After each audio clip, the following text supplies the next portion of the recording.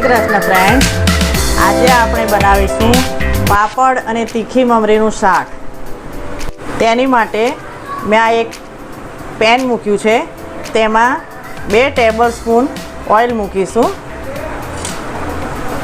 ઓઇલને ગરમ થવા દેવાનું।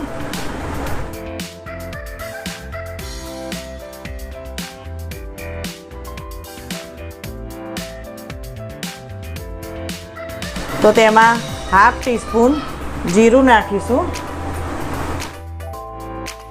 જીરું તતડી જાય એટલે એમાં ચપટી હિંગ નાખવાની।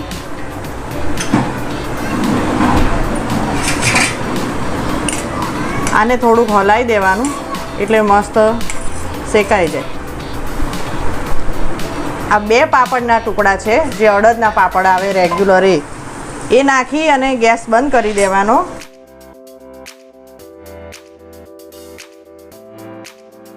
वन टीस्पून कॉर्नफ्लोर पाउडर, अर्धी चमची हळदर, 1 चमची लाल मरचुं, 1 चमची धाणा जीरु अने हाफ टीस्पून गरम मसालो।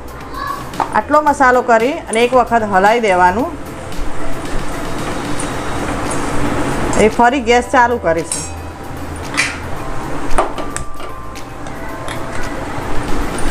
आ समये गैस एकदम धीमो ज राखवानो अने धीमा तापे शेकवानो।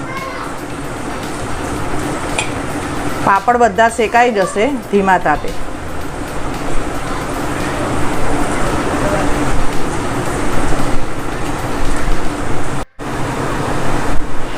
हवे आपणा पापड़ शेकाई गया छे, तो तेमां हाफ कप पाणी उमेर्युं छे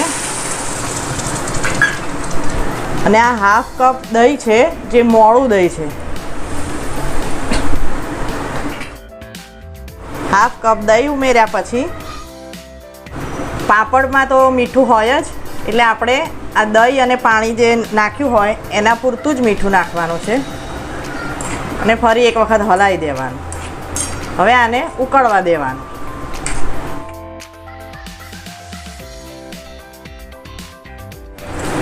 હવે આપણું શાક ઉકળવા માંડ્યું છે, તો તેમાં આ તીખી મમરી આવે છે જે એ હાફ કપ મેં આમાં ઉમેરી દીધી છે। આ મમરી ઉમેર્યા પછી 1 જ મિનિટ માટે ઢાંકીને ઉકળવા દેવાનું।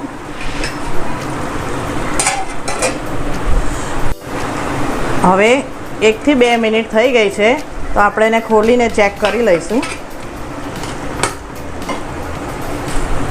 તમે જોઈ શકો છો કે એકદમ સરસ થઈ ગયું છે। પાણી છૂટું ના પડે અને રસો એકદમ જાડો થઈ જાય, એટલે સમજી લેવાનું કે આ શાક તૈયાર થઈ ગયું છે અને આને બનાવીને તરત જ જમવા બેસી જવાનું। હવે આ પાપડ અને તીખી મમરીની સબ્જી તૈયાર છે, તો તેને હું સર્વ કરી દઉં છું। આનો ટેસ્ટ ખાવામાં ખૂબ જ સરસ લાગે છે અને એકલું પણ ખાવાની ખૂબ જ મજા આવે છે। આશા રાખું છું કે આ સબ્જી તમને ખૂબ જ પસંદ આવશે અને મારી ચેનલને લાઈક કરો, શેર કરો, સબસ્ક્રાઈબ કરો, બેલ બટન પર ક્લિક કરો। ફરી મળીશું નવી વાનગી સાથે, નવા અનુભવ સાથે। Thank you.